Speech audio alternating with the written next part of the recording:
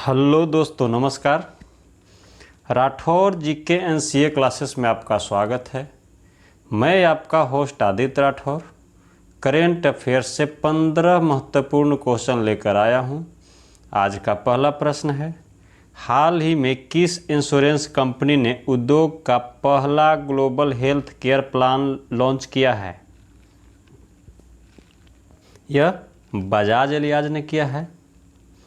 जो Bajaj alias general insurance ने 2022 में एक नया स्वास्थ्य बीमा उत्पाद ग्लोबल हेल्थ केयर लॉन्च किया है और बजाज एलियाज जनरल इंश्योरेंस ने इस उत्पाद के लिए एलियाज पार्टनर्स के साथ गठजोड़ किया है। दोस्तों, जीवन में एक लक्ष्य निर्धारित कीजिए और हमेशा अपनी दृष्टि को लक्ष्य पे बनाए रखिए, तभी आपको लक्ष्य की प्राप्ति होगी।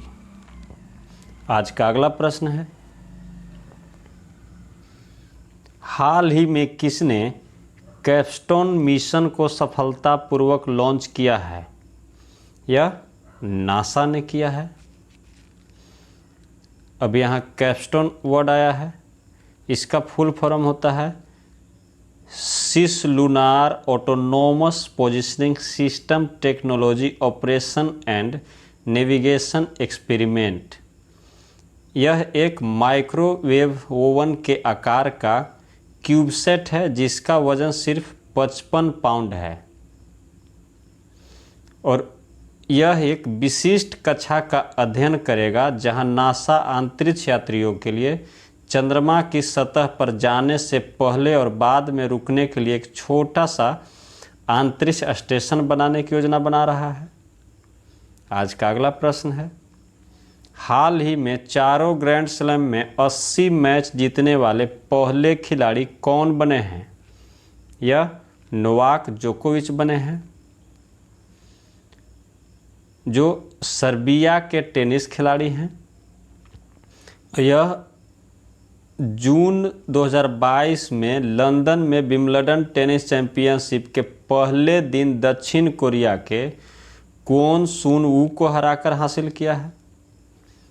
आज का अगला प्रश्न है, हाल ही में किसके द्वारा भारत का पहला आंशिक स्वामित्व वाला सौर ऊर्जा प्लांट लॉन्च किया गया है? यह पाइस के द्वारा किया गया है। यह एक सौर ऊर्जा प्लांट एक 26 करोड़ रुपए की परियोजना है जिसका औसत निवेशक टिकट आकार 25,000 रुपये है और पाइस खुदरा निवेशकों को सामाजिक प्रभाव परियोजनाओं में निवेश करने में मदद करता है। इसका फुल फॉर्म होता है Paris youth sessions of environment. आज का अगला प्रश्न है, हाल ही में किस कंपनी ने ईवी मित्र मोबाइल ऐप लॉन्च किया है, ये विकसित किया है? यह बेस्कॉम ने किया है। इस ऐप का उपयोग इलेक्ट्रिक वाहन उपयोगकर्ता स्टेशन में अग्रिम रूप से स्लॉट बुक करने के लिए किया जा सकता है। बेस्कॉम ने बेंगलुरु में 136 चार्जिंग स्टेशन शुरू किए हैं और ऐसे 152 अन्य स्टेशन जल्द ही शुरू किए जाएंगे। और बेस्कॉम का फुल फॉर्म होता है Bangalore electricity supply company limited. आज का अगला प्रश्न है, हाल ही में अंतर्राष्ट्रीय संसदीय दिवस कब मनाया गया है? यह 30 जून को मनाया गया है। यह उत्सव नागरिकों के लोकतांत्रिक अधिकारों को सुरक्षित रखने में संसद के महत्व पर प्रकाश डालता है और इस दिवस की स्थापना 2018 में संयुक्त राष्ट्र महासभा प्रस्ताव के माध्यम से की गई थी और 2022 में इसका थीम है पब्लिक इंगेजमेंट। किसी भी दिवस का थीम हमेशा याद रखा कीजिए। यह 2022 का इसका थीम है, कारण थीम पूछा जाता है पब्लिक एंगेजमेंट। आज का अगला प्रश्न है, हाल ही में किस राज्य सरकार हर परिवार को फैमिली कार्ड जारी करेगी? यह उत्तर प्रदेश सरकार जारी करेगी। जो इन कार्डों को फैमिली कार्ड के रूपों में जाना जाएगा और इन कार्डों की मदद से सरकार उन परिवारों की पहचान करेगी जिनके पास कोई सरकारी नौकरी या किसी प्रकार का रोजगार नहीं है। सरकार ऐसे परिवारों के कम से कम एक सदस्य को नौकरी, रोजगार या स्वरोजगार प्रदान करने का प्रयास करेगी। यह एक बहुत ही अच्छा पहल है योगी आदित्यनाथ के द्वारा, जो उत्तर प्रदेश के मुख्यमंत्री हैं। आज का अगला प्रश्न है, हाल ही में बिजनेस रिफॉर्म एक्शन प्लान 2020 किसने जारी किया है? यह निर्मला सीतारमण ने किया है। जो वित्त मंत्री हैं, इन्होंने बिजनेस रिफॉर्म एक्शन प्लान यानी BRAP 2020 जारी किया है।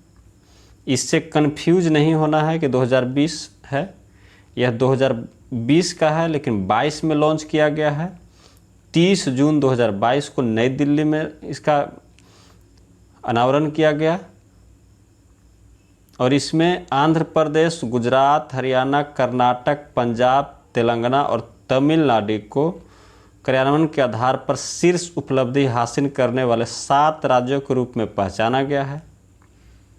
आज का अगला प्रश्न है, हाल ही में नीरज चोपड़ा ने डायमंड लीग मीट में कौन सा पदक जीता है? उन्होंने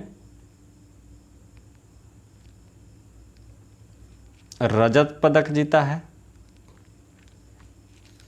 जो 89.94 मीटर इन्होंने भाला फेंका था, जो दूसरे स्थान पर रहे, और पहले स्थान पर एंडरसन पीटर्स थे जो 90.31 मीटर भाला फेंका था।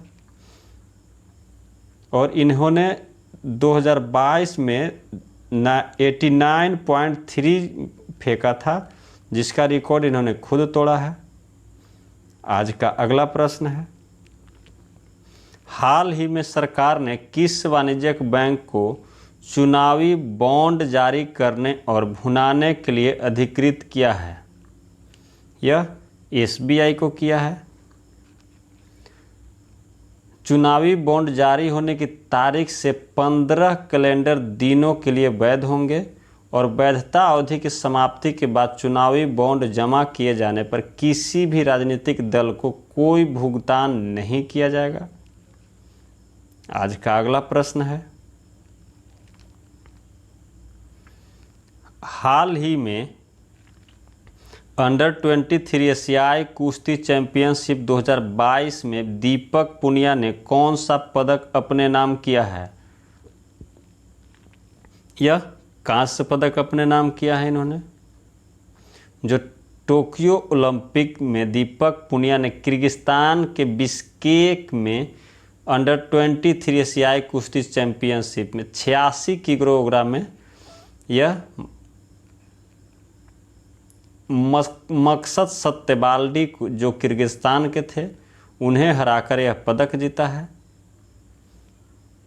आज का अगला प्रश्न है, हाल ही में चौवालूर कृष्णन कुट्टी का निधन हुआ है, वह कौन थे?